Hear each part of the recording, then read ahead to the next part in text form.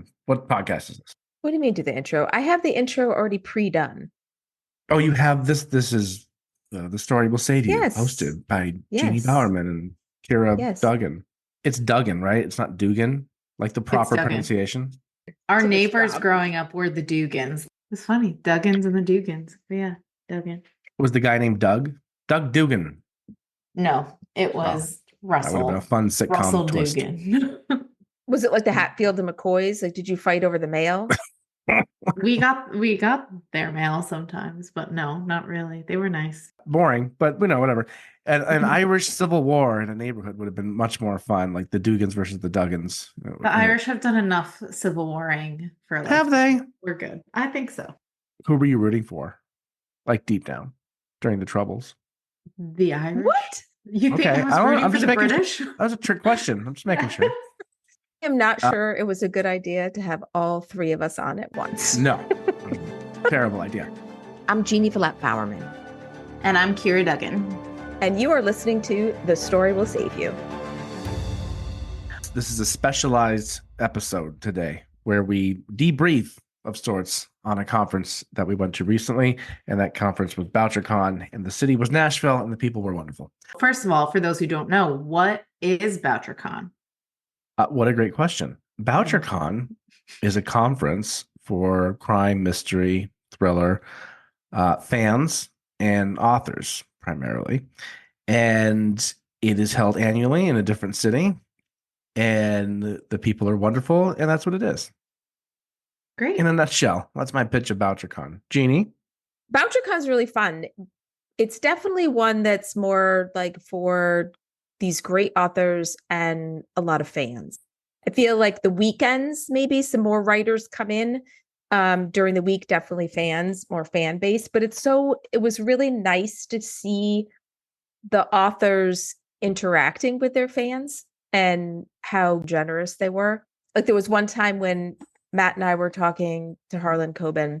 This one time we were just casually talking to Harlan Coben. One time we're just chatting with him. People were coming up to him and he was just gracious and like he didn't have anything more important in the world to do than just talk to them and take a picture with them. It was really nice to see. Here, I don't know if you're familiar with the work of Harlan Coben. I am, especially on Netflix. He's everywhere. Oh, good. You should have been there. Maybe next year. It's in New Orleans next year. But I know I was talking to my new friend Harlan. He probably doesn't remember. Maybe that's okay. I told him he's got these like nice like little glasses, and he looks like I told him, I don't know if he liked this or not, but I told him he looked like the Marvel Comics version of Stanley Tucci. Like if Stanley Tucci got exposed to radiation and became like this larger, more muscly guy.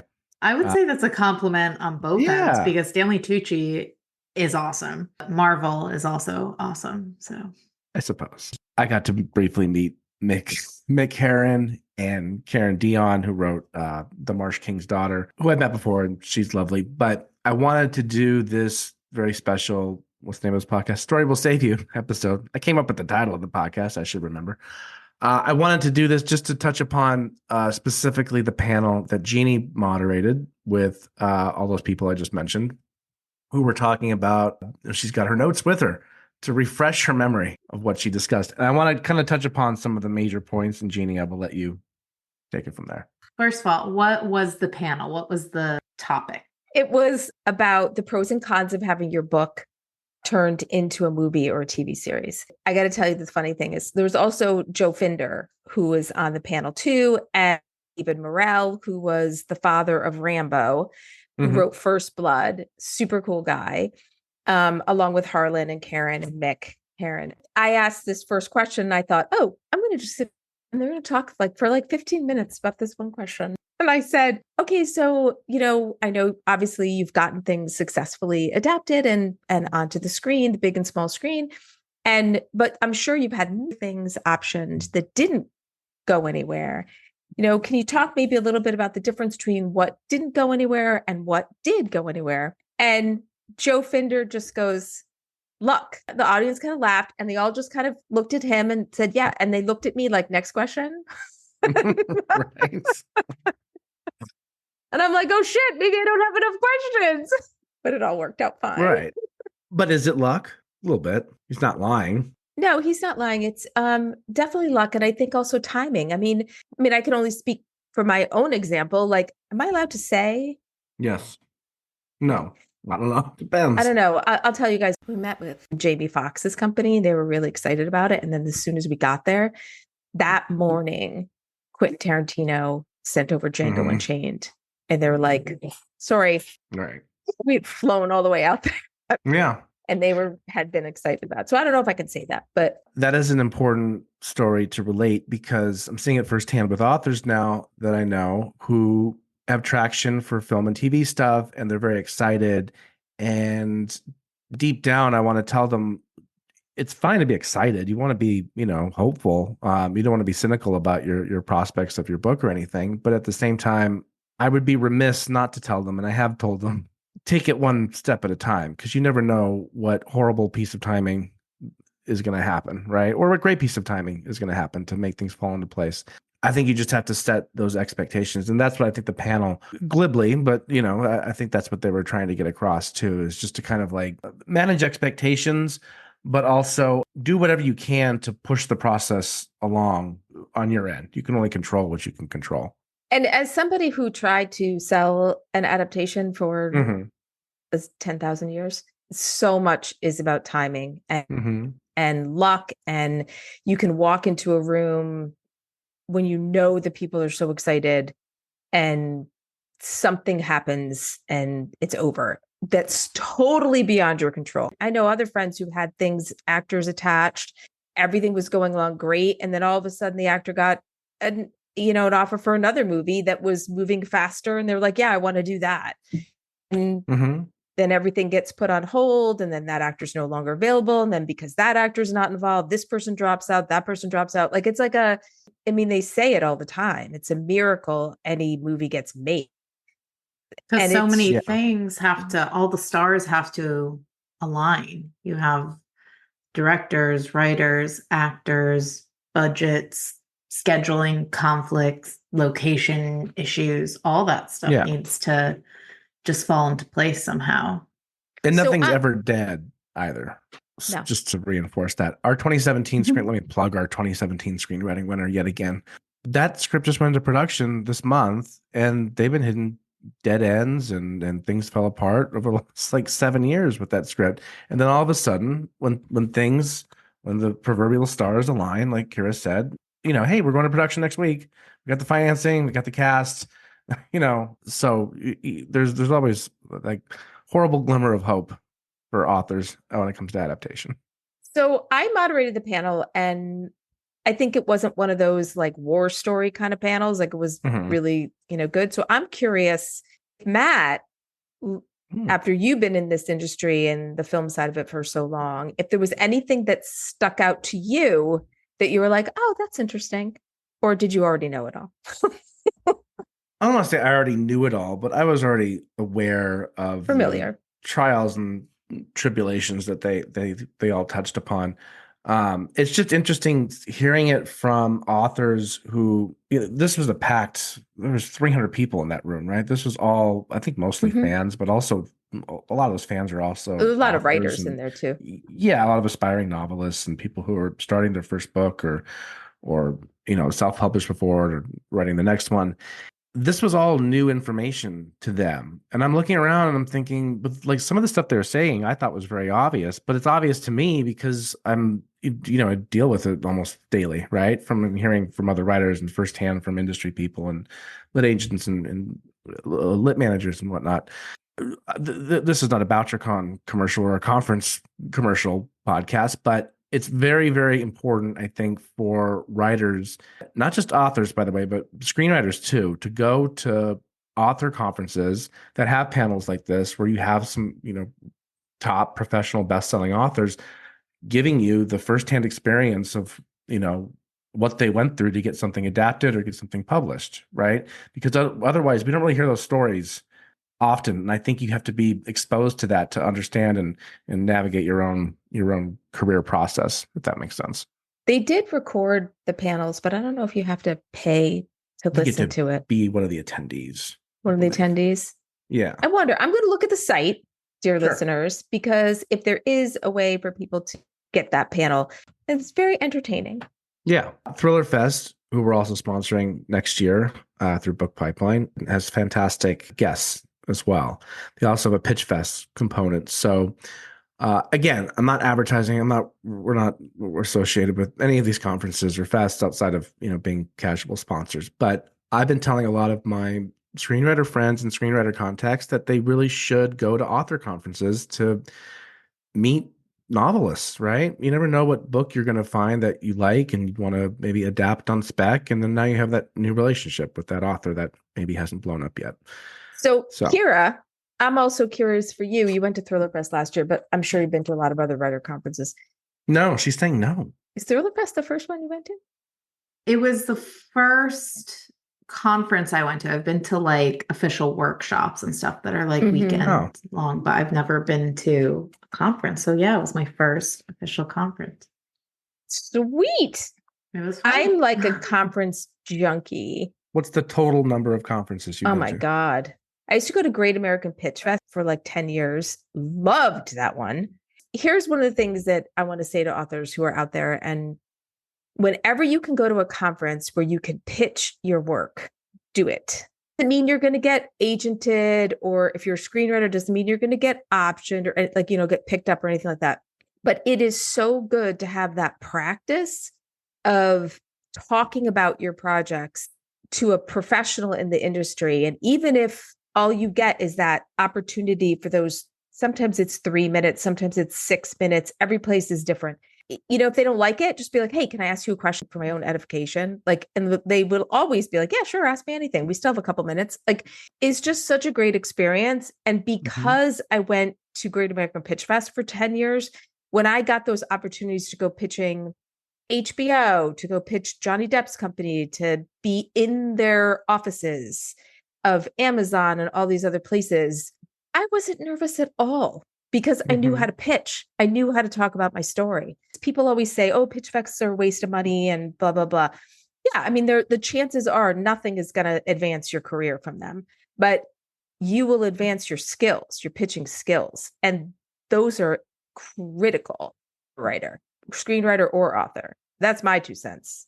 I also think it's valuable because it's like you're so often reading about agents, like their profiles, what they're looking for, and it's all online. So I think just being face to face with an agent and getting to talk to them in person, you get a bit more of like an inside glimpse of what they're looking for, how they operate.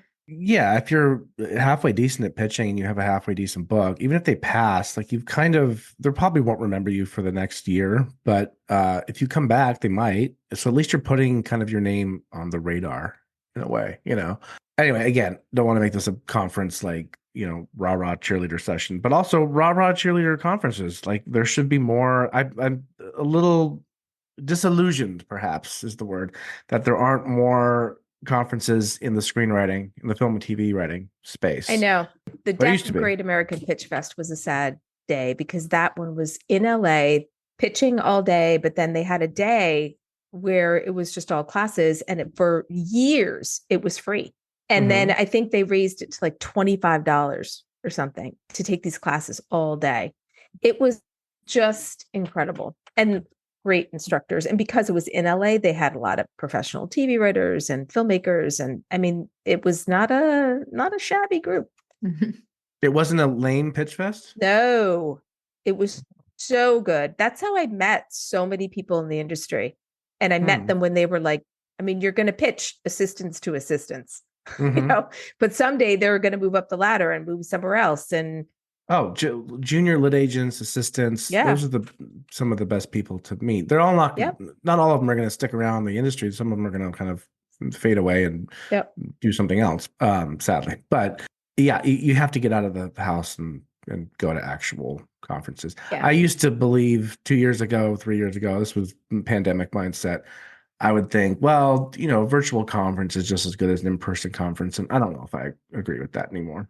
They're probably a good starting point for someone who might be like really nervous or anxious about going to a conference. Like if you want to dip your toe in it, it's a starting point. That said, we'll be launching a virtual conference next year through Symposium, and it'll be great, though.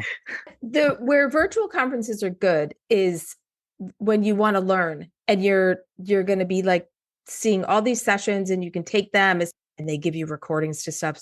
But although I would recommend going to the live events, because whenever I've done stuff and I'd be like, oh, I'm going to sign up for this and I'm going to just listen to the recording, a bunch of emails in my folder of recordings and sessions that I purchased that I've never listened to. Yeah. Like, it's like, just go to the live event. Then you can ask questions live. It's so much better. Make the time to do that. The conferences that focus on socialization, right? Yeah. I'm not saying you have to go to a bar and just start drinking and have fun and drink with people. Yes, you do. I mean, you can, but like Matt's favorite pastime. I look, an author. Hey, cut that out. That's a required edit. Just kidding. I'm not editing that out. I didn't even drink that much the last night at Thriller Fest. Moscow Mule Jane over here. You were there for a whole week. I was there for like 3 days. I was there 2 for nights. A week. I don't know how I made it, but you don't have to drink. One of our author friends doesn't drink at all, and he has a lovely time, and he's the ambassador practically of all these conferences, Mr. Lee Matthew Goldberg. Some conferences are more like conventions where there is no like social community component, or at least not like a central one. So I would focus on going to those. So like the Bouchercons and the Thriller Fests and the some smaller ones like Left Coast Crime or a lot of people go to AFF, Austin Film Festival, for that whole social thing. Sure, AFF's fine. That's really the only like pseudo screenwriter conference left, right? Like the bigger one, Atlanta Film Festival, and there's some other ones, but there's nothing like there is in the author world, which is a shame. But again, big recommendation for screenwriters to go dip their toes and or dive headfirst into the author community, because there really needs to be that crossover, because so many authors who are good, they just don't have any screenwriter context, they don't have any film industry context, and they should, and vice versa. Big believer, and I'm sure you agree, Jeannie and Kira. Did you guys meet any screenwriters at Bouchercon? Zero. Some of the authors have also like kind of dabbled in screenwriting, but no real screenwriters. Oh, sorry. I was going to say, did any of the authors on the panel have involvement in the adaptation of their work? Oh, that's a good question. In the script, or no? That's a good question. That's one of the questions Jeannie got in her panel too, if I remember. Well, Harlan is the man, so he kind of does it all. Show runs, all that stuff. I think most of them, in their experience, were like, yeah, the screenwriter does their job. I did my job. I think it was Joe Finder who was saying he loves it when readers come up to him and say, the book was so much better than the movie. He's like, thank you. Not an insult to a writer. I think it's not that common for the author to be really involved with the screenwriter. The screenwriter kind of just takes the mantle and goes. Right. But one thing I would say for screenwriters, another reason to go to writing conferences is for authors and novelists. When you ask me the question of how many conferences I've been to, it's got to be 30, probably 40. And I was going to say 200. Haven't you been to just Central Coast Writers and? Oh yeah, I've been to all those. Probably 50, probably. When screenwriters go to an author conference, authors love to talk to screenwriters because we're like magical unicorns. Right. And their dream is to have their work adapted. And you might just end up meeting an author and creating this great connection. You really like the person that you think, maybe I could talk to them afterwards about potentially adapting on spec. An author I wouldn't pay someone to adapt my work. Like, you see people out there being like, oh, for $10,000, I'll adapt your. Yeah, no. Because the chances of it ever selling are pretty slim, and you've just thrown $10,000 away.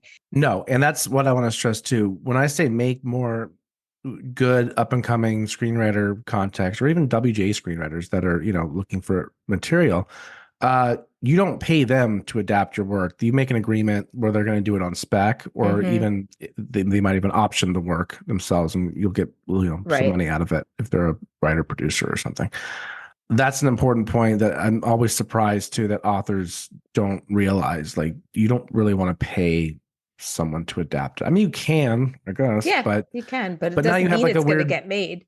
no, and now you have a weird business relationship with that writer, and you get to figure out who owns the rights to the script if you've paid them for it. It's just No, complicated. if you paid them for it, you own it because you paid them for their services. So you own It's the muddy. screenplay. It feels muddy. It's muddy, but it's also muddy if you don't pay them. Right. It's muddy True. no matter what. It's muddy. Yeah. Always get things in writing either way. Yeah. Is that where the differentiation comes from when it says like screenplay by versus story by? So if like they adapt a book, the story would be by. Yeah, the story's by the author. Okay. Screenplay by the screenwriter. But then like what Doug and I did for Slavery by Another Name is we were co-writers. But that's also problematic because when you're entering into as far as Hollywood's concerned, they don't know who wrote what. Of the script. They typically will make the assumption that the screenwriter wrote the script and part of your agreement was just to put the author's name on it, but they don't know that. Hollywood, when you present a project that's you two writing together, you're a team. So say Doug and I did 50-50 of that work. And then, okay, great. It got made into a movie, blah, blah, blah. And then I had another project all by myself.